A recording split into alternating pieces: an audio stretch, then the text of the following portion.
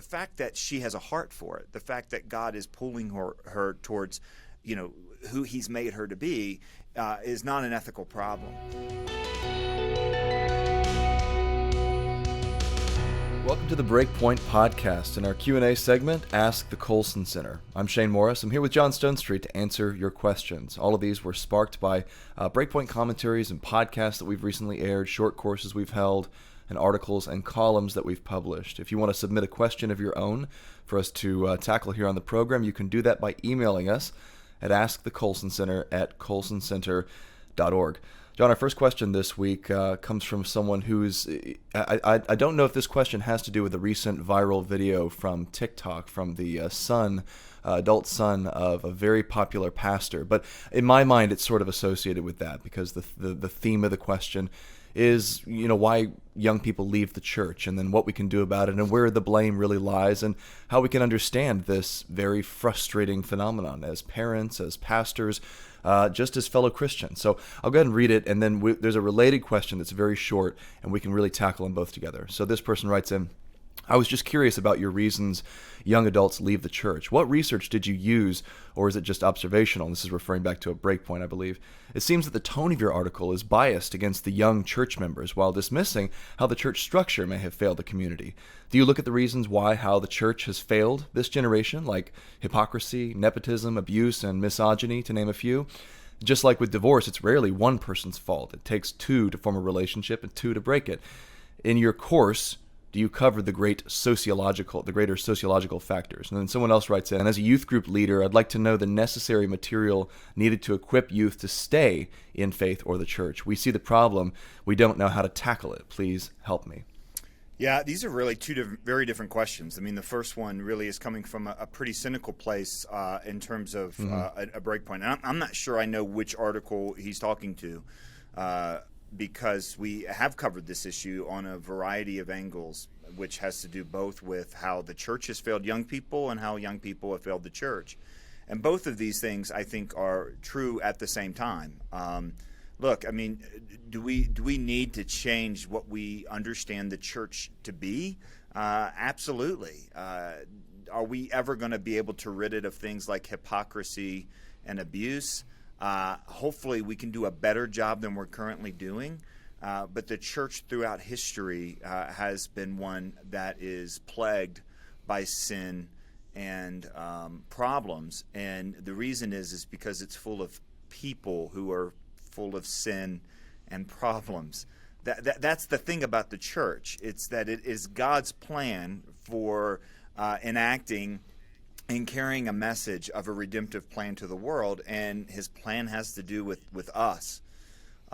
So there has to be some sort of understanding here that a group of young people who at times are raised to be fragile, are raised to have high expectations of how an institution like the church, although this goes beyond the church, can serve them, and that's really what this whole thing is about.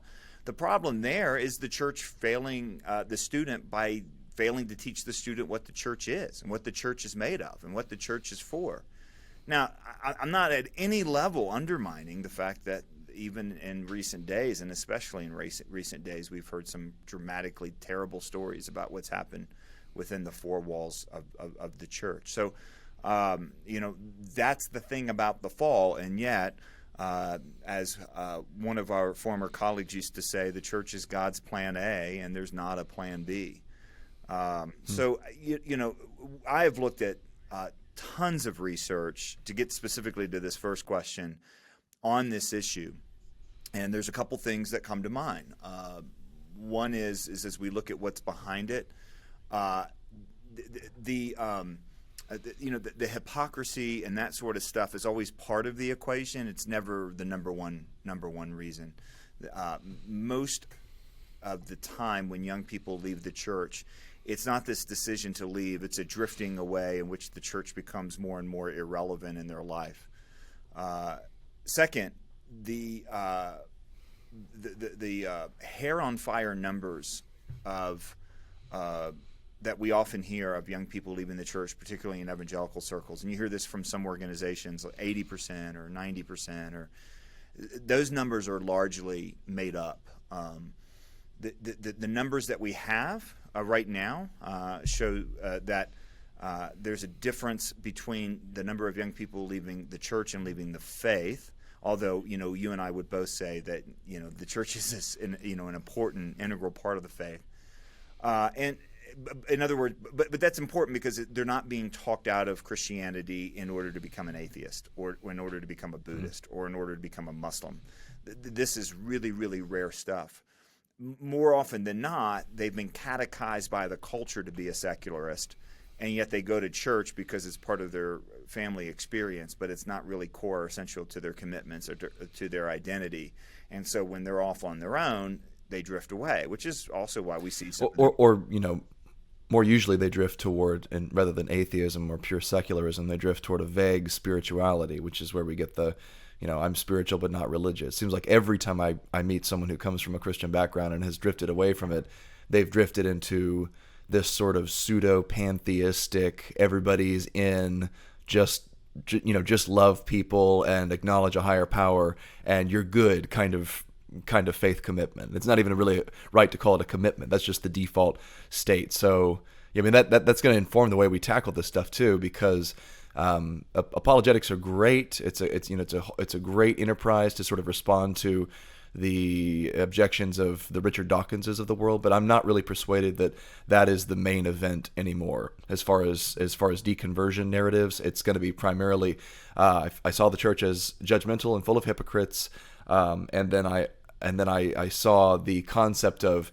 the gospel being the only means to God, through the death and resurrection of Christ, and repentance on the part of the believer. That's too narrow. It really, everyone else goes to hell. That's not for me. It's not a universal enough and way of looking at the sexual world. ethics are a big barrier right now, right? Sexual ethics are the third big thing, right? Yeah, but that doesn't mean apologetics has lost its place or it's unnecessary.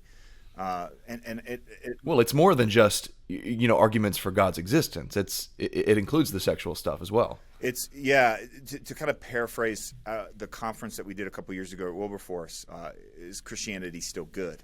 I think a large part of the questions that young people have moved from is Christianity true to is Christianity good? That said, they need to know that Christianity is true. And they need to know that it applies more broadly. I'm still struck by Dorothy Sayers' line that, that we often talk about Christianity as if it only applies to 10% of our life, like our personal morality and maybe my relationship with God, and maybe it gives me meaning and purpose in life, but then completely leave it disconnected to 90% of life. And so people look at that and go, well, that has nothing to offer 90% of my life, so it's not that important.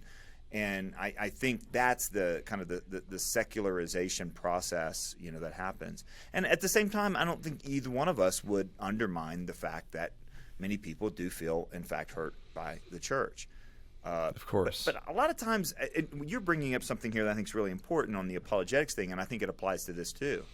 When you find kind of the millennial skeptic, very often they'll say things like, it's hypocrisy, it's nepotism, it's abuse. And you say, well, what happened? Tell me what happened. Oh, it's just full of hypocrisy and nepotism. And it's like, what story do you have? Some people do have stories, Yeah. But a lot of them have been taught this is the reason that they should no longer have interest in the church. So it's the reason they no longer have interest in the church. It's a self-fulfilling prophecy by and large. But let's get to the second question about the material necessary. What's the essential part of the equipment for young people?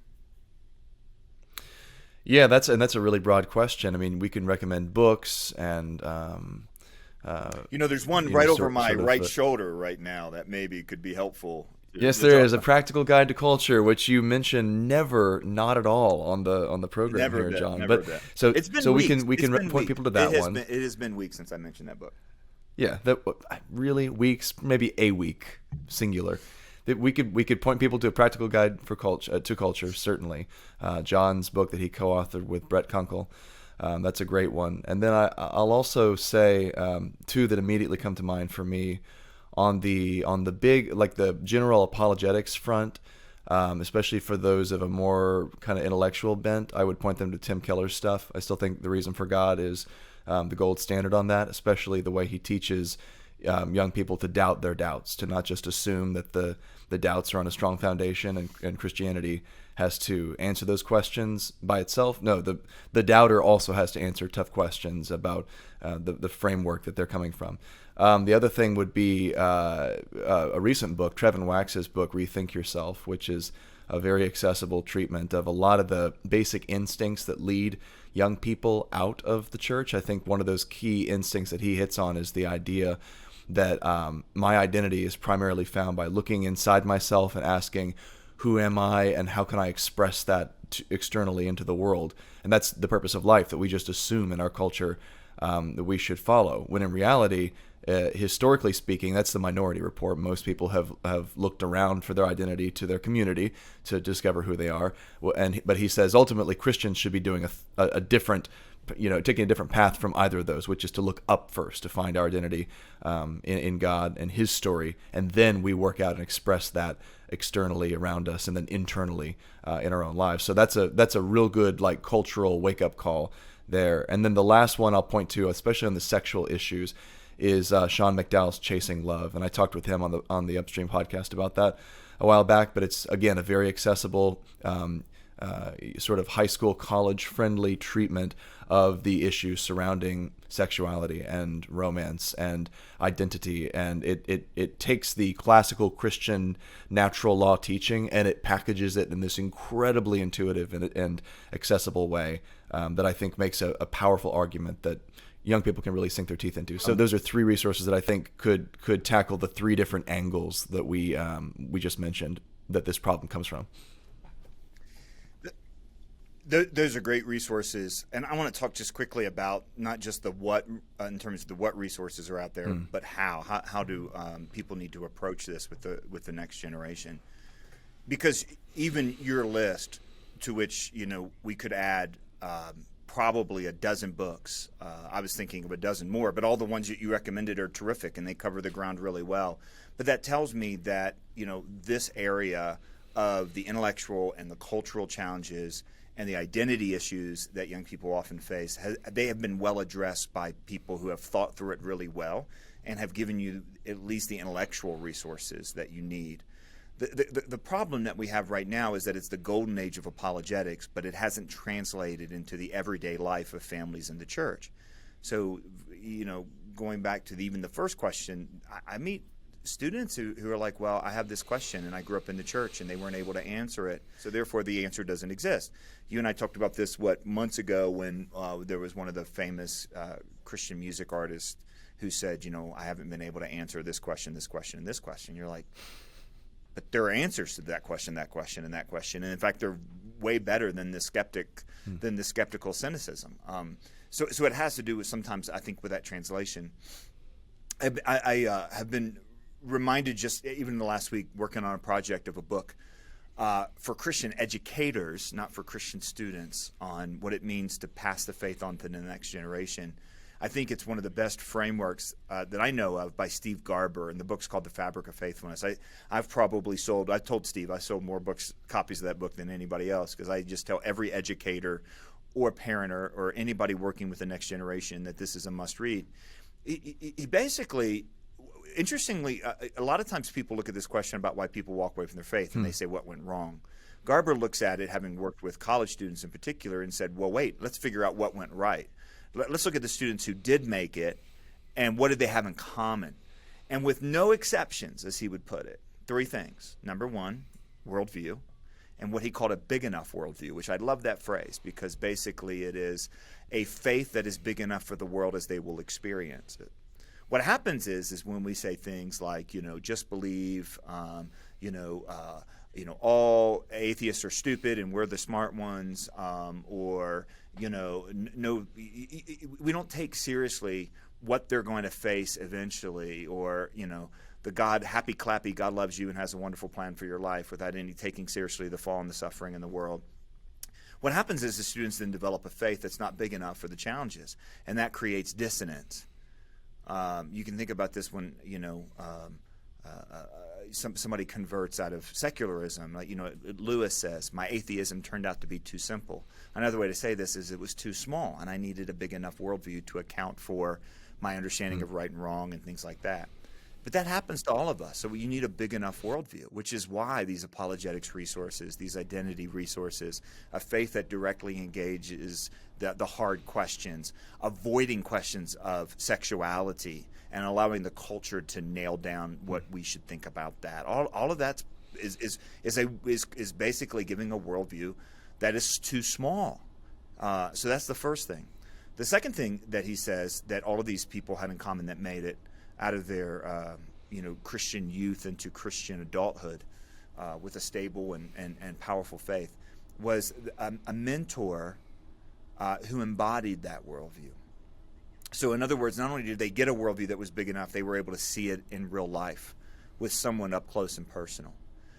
You can think about the influence that Paul had on Timothy. You can think about the various relationships among the Inklings or whatever, and you see that sort of kind of life-on-life influence that happens. And then the third thing is that they are part of a community that's different, that lives out out of those core convictions. We've talked about live not by lies and the importance of a thickening community, as Roger Ayers talked about in the Benedict option, and how the local communities that used to be so thick in our lives are now thinner and thinner and thinner. Of course, we're talking about the family and the church. And he says, look, those three things are non-negotiable. You got to have all three of those things. And I think that's one of the reasons I wanted to bring it up, because as a parent's listening to this, as a youth worker is listening to this, you got to ask yourself, look, is the faith that we're teaching big enough for the real challenges that they're going to face? My friend Larry Taylor, who's the CEO of ACSI, says, we're preparing kids for the Olympics, but we're training them like they're in a pickup game. And it's a wonderful analogy. There's a part, one of the prophets says this about Israel. It's like, if you can't race with men, how are you going to run with the horses? And basically, if you can't handle this, how are you going to handle when it really, and that's that big enough worldview. And I think that's one of the great questions. Are we selling kids short? Are we expecting too little of their thinking? It's really huge. And then are they seeing it lived out? Are they seeing kind of those alternative loyalties and the deep thinking and the loving of neighbor that is required? And then are they part of those communities? And all of that, by the way, is why I really love these programs. It's a great time to talk about our friends at Summit Ministries, at Impact 360. Just spent the last couple days with the new leader of Worldview Academy. These guys are trying to put those three pieces together: a challenging faith, mentoring, and a community. And it's a quick hit. Like, it's an immersive experience. In fact, the Impact 360 program is called Immersion. It's a 2-week program in the summer. I would prefer it be called sprinkling, but for the Baptist, we'll let it slide. It's just you Presbyterian. That was such a bad. There's about seven pastors on here that right. just laughed, and so good job. It's niche humor. It takes a refined palate to understand it. How do we know Shane is in seminary? Just listen along for the seminary jokes that are coming.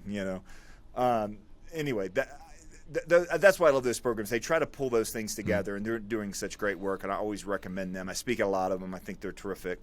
But think about those frameworks. I mean, look, as Shane said, the books are out there. Good heavens. There's video series. We've got, we did our worldview crash course on worldview and culture right at the beginning of the pandemic.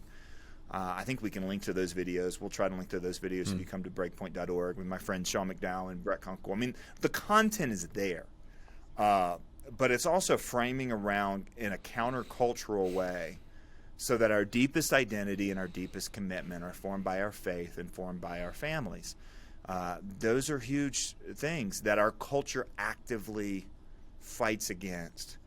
And so I guess there's so much of a sneak attack that the enemy has figured out how to do on young people that sometimes I think we miss what's really happening because of the more noisy stuff that we see. Yeah, and that's a great reminder that we're fighting a spiritual war, and we need to fight with spiritual weapons. And the most important of all of those is always prayer. In fact, we're at the Colson Center, we're in a season of ongoing prayer right now for churches specifically. That's one of the things we're doing each week here, is praying through the Proverbs in particular as wisdom for the church and then for the nation more broadly. In fact, this week, John, one of our board members shared during the time of guided prayer, Jennifer Marshall Patterson. She's the director of the Institute of Theology and Public Life at Reformed Theological Seminary. We Presbyterians call it RTS for short. We're going to play a short clip here, but you can listen to the full message at breakpoint.org/Proverbs. I really encourage you to check that out because Jennifer's just an incredibly insightful individual, and you won't want to miss that, especially as we lean into this topic of prayer on an ongoing basis. Proverbs tells us very clearly in several spots that true wisdom begins with the fear of the Lord. That is, hearing and embracing the Word of God in a way that leads us to reverence and love for the Lord. Wisdom is also found in observing the works of God. Proverbs teaches us that we should be in the habit of looking for purpose and design in all God's works of creation and providence. And what that does is to form in us the conviction that we exist in a world that has purpose and coherence and meaning, not a world of chaos or nihilism. That was Jennifer Marshall Patterson talking about, praying through the Proverbs. And Jennifer has done so much, Shane, recently, so much work with the Institute of Theology and Public Life at RTS about the idea of wisdom as making us truly and fully human. And there's so many really interesting theological connections here. But as you heard from her, it's just so practical, this pursuit of wisdom. So I hope folks will join us at breakpoint.org/Proverbs.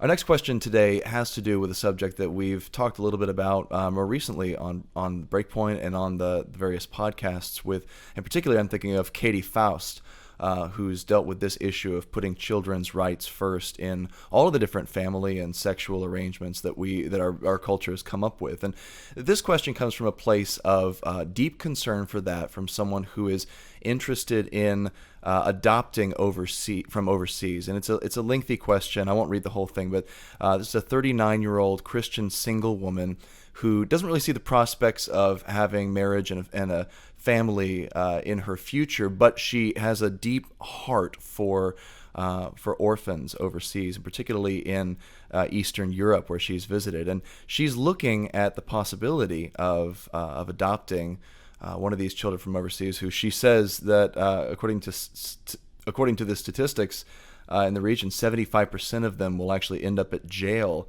at some point after they turn 18. And so the outlook isn't good in the home country. But she's concerned based on the fact that we've emphasized so heavily that children need a mom and a dad. Children need not just generic parents, but mothers and fathers. And she wants to know whether adoption is the right choice in light of that, whether she could even potentially be depriving a child of a chance at having a mother and a father. So let's talk about this, because what a great question. And it's from a position of obvious love and concern and desire to just heal great brokenness that this listener sees in the world. Yeah, we have talked about this a lot, about, kind of reorienting family structure so that we say things like, what I call the constant myth of the sexual revolution. The kids will be fine if, they have happy parents instead of married parents, and the kids will be fine if they can choose, their own identity, and the kids will be fine if they have two dads or two moms as opposed to, one mom and one dad. And there was a short, moment in the history of the sexual revolution when a real life presidential candidate got into an argument over this particular issue about single parenthood with somebody who didn't exist in real life, a TV character named Murphy Brown. It was one of the most ridiculous moments in all of American political history, which is obviously saying quite a lot. And it probably cost Dan Quayle the election, either that or because he didn't spell potato right. So it was just this ridiculous moment. And I just want to bring up right off the bat that the question here is coming from a completely different place than all of these consistent, repeated ways of saying the same thing during the sexual revolution. All of the repeated ways of saying the same myth in the sexual revolution is saying that my happiness should take precedent over children's rights and the design of family, and they'll be fine.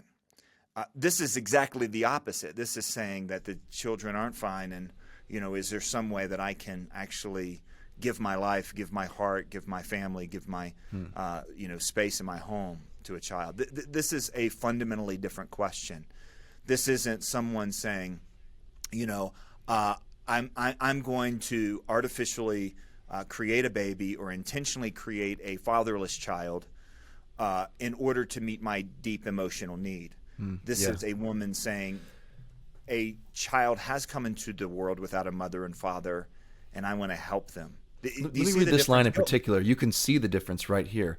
She says, I can't help but think that providing a loving home with one Christian parent would be better than a life in these group homes with no parents. However, I'm concerned that perhaps my deep desire to be a mother is causing me to not look at this objectively enough. My need cannot be the deciding factor in this decision. And need is put in quotation marks there, which just shows, John, that she is prioritizing the needs of the child over her desire to be a parent.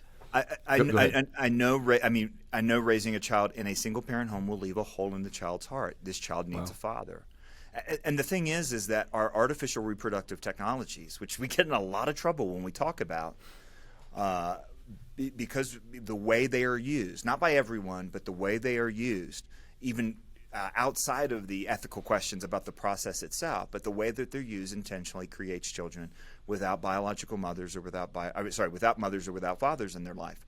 And here you're talking about dealing with a child who already faces that situation and trying to bring redemptive. The fact that she has a heart for it, the fact that God is pulling her towards, who He's made her to be, is not an ethical problem. Now, I will say that this should inform greatly if this is the decision that this woman makes. And I don't see at any level an ethical problem for this. I see this actually as an ethical solution to something that's gone wrong in the life of these children. But I would encourage her to let this understanding that she clearly has about the need for a dad really inform what this means. You and I did a commentary, I think several months ago, about how when we talk about how the family has been harmed in American society, it's not just divorce. It's also the disconnection of the isolated nuclear family from the larger family, right? I mean, this is part of the industrial revolution, and I understand we're going to hear from folks who say, but, my family's toxic. I'm not talking about that. I'm just talking about there's this, trend of isolating from grandparents and aunts, and you're losing something that's really, really could be a really amazing resource there. Was it David Brooks who wrote about wrote the New York Times column that initially sparked that conversation? He paints this picture of the idealized 1950s nuclear family being itself a step in the process of the sexual revolution, or at least right. the not the sexual revolution perhaps, but the sort of redefinition of the family through both economic and sociological means. Yeah, it's just a matter of realizing that, and so this should inform how this woman makes this decision, that she's not bringing, if she chooses to go forward with an adoption such as this, to bring that family to bring that child into a larger community, to bring that child into a larger family, church family, and I think an extended family, if that's at all in the cards.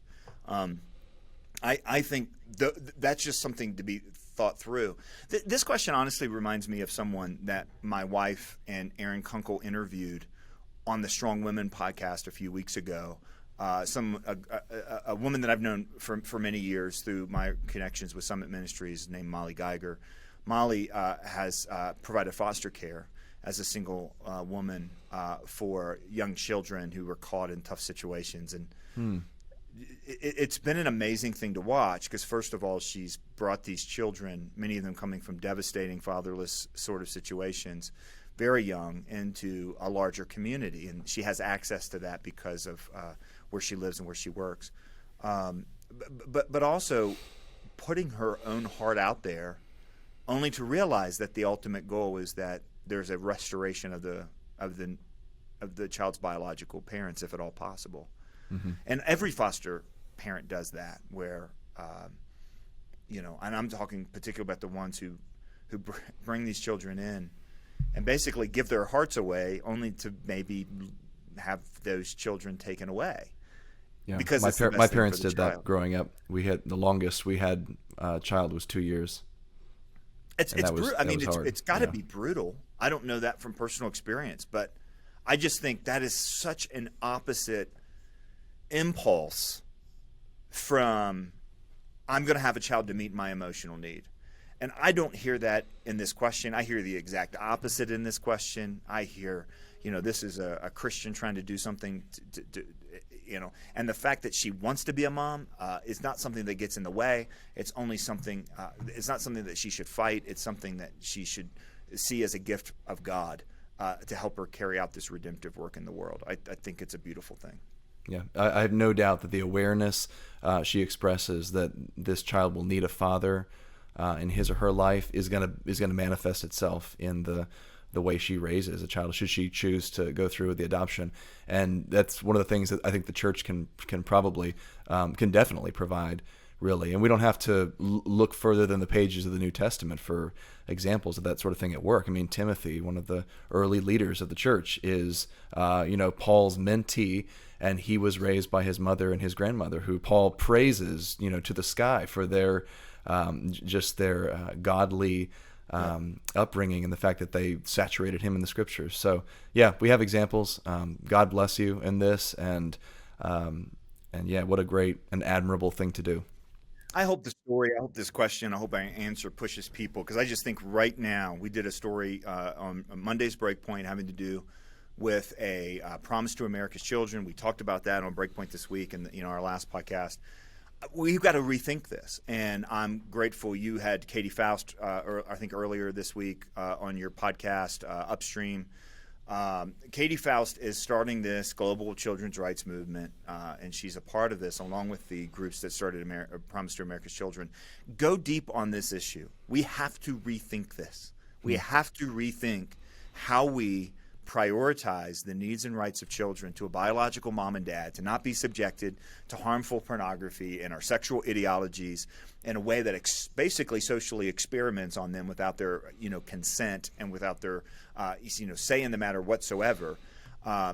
We've got a lot coming up. Her book is the featured, Katie Faust's book, Them Before Us, is the featured book this month for a gift of any amount to the Colson Center. We'll send you this resource. And what I love about this is, as I said on Breakpoint, what I'm hearing right now, especially as this kind of pendulum has swung backwards with political things like the Equality Act and so on, what can I do? What can I do? What can I do about this stuff? Well, this is what you could do. You can rethink how to champion the rights of children over and above adult sexual happiness, and then we can start to be an advocate for children. And Katie's book is a place to start. So we'll link to that when folks come to breakpoint.org and click on this podcast. In fact, here's a short clip from your interview, Shane, with Katie. I thought it was a tremendous interview. Like they can't advocate for themselves. And we actually fundamentally understand this on the right when it comes to the pro-life movement. We understand that these kids cannot defend their own primary fundamental right to life. And so we have to do it for them. What we've failed to understand is children have rights on this side of the womb as well. And the first right after their right to not die is their right to be known and loved by the two people responsible for their existence. And we lay out the case for why this is a natural right in chapter 1, because I know that even among some philosophical giants, there are some who are hesitant to say whether or not this is a right.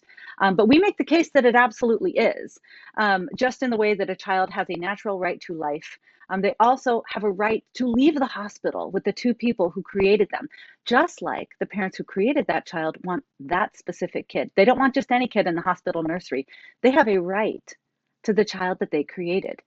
And children's rights are the flip side of parental rights. The two always go hand in hand, and true children's rights and true parental rights are never in conflict. Well, John, our last question today has to do with a topic that's been in the news, I think, since 2015. That's when I remember, at least, these things sort of starting. And it has to do with the fact that not only have speakers on college campuses, living figures, been canceled in this sort of ongoing cancel culture crusade, made. But dead people have been canceled, quite a few of them. And when dead people get canceled, usually a statue comes down. And we've seen it with Columbus. We've seen it with Confederate generals. We've seen it with the founding fathers of America. And so this listener writes in wanting to know how to, very earnestly, how to draw the line on that, how to acknowledge the good points that the sort of critics of these historical figures are making, without falling into the broader cancel culture mentality. So I'll read this real quickly. I have the privilege of homeschooling my middle school aged daughter. We subscribe to World Watch from World News Group. Last week, there was a segment that explained how many schools and other buildings are set to be renamed in the state of California. My daughter's in public high school, part-time dual enrolled, and she says that in her high school and college classrooms, you must not have a differing opinion from the masses on these issues, or you're going to be degraded even by teachers. You're called a bigot and a racist if you're not on board with taking down statues and calling certain historical figure or canceling certain historical figures. I want to teach my daughters to listen and respect the pain of minorities and their struggles of the present and the past, but how are we supposed to think about historical figures being canceled? Can we be sensitive to the issue and still disagree with those that favor stripping our buildings, streets, and institutions of imperfect men's names? I understand if you feel like this question is beating a dead horse or too touchy, but it's been weighing on me more and more as I try to steer my girls in the direction of love, but not living by lies. Great question. I really like that. Let me start us out here. I want to say that this mom in particular really is striking a rare balance. It seems to me like people either run to one end of this issue or the other. They'll just sort of they'll sort of say, if you want to criticize historical figures, think about renaming streets or schools, or removing offensive statues, then you're part of the problem. You're part of a historical revisionist cancel culture movement, and there's legitimacy there. But at the same time, as you've pointed out, John, in our prior discussions on this issue, a lot of the statues, in particular of Confederate figures, were put up at a time when civil rights was just kicking off. And they were very much, in some cases explicitly, reassertions of racist ways of doing things and intimidation tactics in Southern government and culture. And so I would probably be way more prone to sort of leave up a lot of these monuments than most people. And I think that personally, monuments to the valor of Confederate generals and soldiers are a good thing. I don't oppose those, but I would say that certain figures are so tied up with the institution of slavery, with supporting it and fighting to preserve it, that there's a legitimate complaint to be had there. The question I would ask in sorting through this is really, what is the accomplishment that's being celebrated here? And I always go back to Columbus, because Christopher Columbus was a problematic figure in many ways. He did things that were, that were detestable morally. And in that respect, many historical figures are in his camp. But what is Columbus celebrated for primarily? For a daring voyage, for an act of discovery, for sort of opening up the new world to Europeans in a way that hadn't been done before. And that is an accomplishment of historical significance that's worth celebrating. I don't think that we should cancel Columbus because of all of the things that he did that are morally objectionable. Any more than we should cancel Lewis and Clark or Thomas Jefferson or any number of figures you can draw from history, American history in particular, who have these moral dark spots on their record. That's the way I would sort of go about dealing with this question and sorting out the legitimate claims from the ones that really need to be rejected as just overly stringent and born of a desire to cleanse history from imperfect figures. Everyone's imperfect. Our job, I think, is to celebrate the right and at the same time acknowledge historical injustices.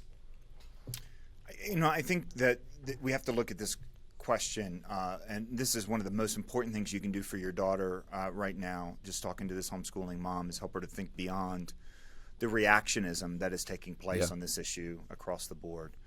At the root of this, and it's not just a question about which statues stay, it's a question about what we teach in history class and what we name things and, whether we literally erase history. One of the problems is that we want to tell history as if it is, the people in the past were were perfect. And that's been a problem because they haven't been, and we haven't owned up. And it doesn't reflect a Christian worldview to leave out these parts. The Bible doesn't do that. The Bible gives you, characters that were both heroic and really deeply flawed, oftentimes the same character. And church history is full of that as well. The opposite error is one where you kind of the pendulum has swung back to, and that is talking about historical figures as if we're perfect, as if we've got 2020 vision, as if we would never do those sorts of things, as if they were clearly morally worse than us. And this is a philosophy, we often quote, and I'm quoting Lewis here for the first time, chronological snobbery. This is a form of that chronological snobbery, but you saw it in things like, for example, Justice Kennedy's decision from the Supreme Court in the Obergefell case, that we're morally superior in some way because we've evolved. That is a vision of the human person that is very prevalent today and deeply wrong. And this is an opportunity to point that out to your daughter. So use these opportunities to point to the deeper truths of the Christian worldview. This is what your teachers, this is what your fellow students are saying. What are they assuming about the past? And what are they assuming about themselves in the present? This is a great way to teach Christian worldview. And to go back to our very first question and giving students a big enough worldview, this is a place where sometimes the church doesn't give students a big enough worldview. Because we do talk about the past as if they are perfect, or we go along with the dominant voices of the present as if they're morally perfect, or as if there's nothing wrong with the ideology driving. This is one of the reasons I'm so grateful for Thaddeus Williams' book, Confronting Injustice Without Compromising Truth, for the short course that we've had with him. We're going to play a snippet from one of those lectures here in just a minute, because he's trying to put people there and help them realize, look, you can't make either one of those mistakes. We have to start with what's true, what's morally right and wrong, and what's true about the human person. What a great opportunity to teach your daughters this using the chaos of our cultural moment. The other thing is, I love how you close it. I want a direction of love, but not living by lies. I've been thinking a lot about this, and this goes back to our first question too. About I spent a lot of years working, particularly with students, trying to prepare them for the ideas of that they're going to face in college, and our main goal was to provide confidence. Here's what's true, and you can be clear on this, and you can have confidence in it. But it's one thing to believe what's true, even if you fully understand the issues and the opposite worldview and the dominant alternatives. It's one thing to understand and believe those things. It's another thing to understand and believe those things in a hostile environment. In other words, we not only need confidence, we need courage. And part of a big enough worldview is the cultivation of courage. I think that live not by lies that you ended with, while still loving, that's going to take a remarkable amount of courage. And so how do we get there? We have to look at these issues for what they really are. I think we have to refuse to say things that aren't true either way. And on this issue of canceling and tearing down monuments and so on, we're being forced into an either or. Either we're for the tearing down of every statue or for the tearing down of no statues. But that doesn't make any sense. There were statues that were erected in towns that were used as a way of intimidating the African American population. There were also statues that were erected in towns to talk about an individual who meant a lot in that community. Those aren't the same statues. They don't serve the same purposes. One that is in a city square versus one that is in a museum. Those aren't the same kind of statues. Removing a particular figure, from a textbook, because we don't want to support anything that they've done, or refusing to say that they did actually a good thing because they did bad things. We don't have to do that. And having the courage to say, not that and not that, let's look at this. That sort of kind of critical thinking ability is something that clearly this generation is short on. And what I think should encourage us is that as you raise this daughter and help her think through things, if you can help her think through things at this degree and this level and have the courage to do the right thing, and of course the Holy Spirit gives her that ultimately, but there's things that we can do to cultivate that courage. You've just raised a leader, right? In a land of the blind, the one-eyed man is king. So raise a leader, and it's going to be interesting. Now, of course, raising a leader in this culture, Shane, I think a lot about this with my kids. Raising a leader in this culture might mean I'm setting them up for a really difficult life. But you know what? What a wonderful thing to aspire to.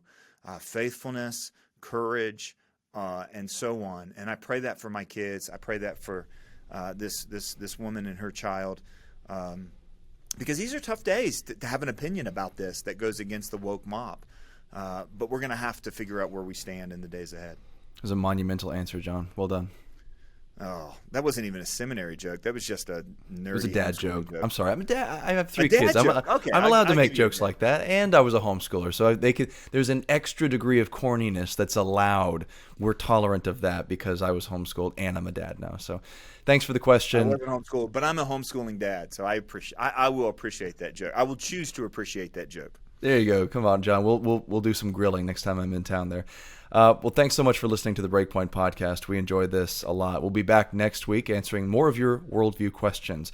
You can drop us a message on social media or email us at askthecolsoncenter@colsoncenter.org, and we will talk about your question on the show, hopefully. For John Stone Street and the Colson Center, I'm Shane Morris. We'll see you next time.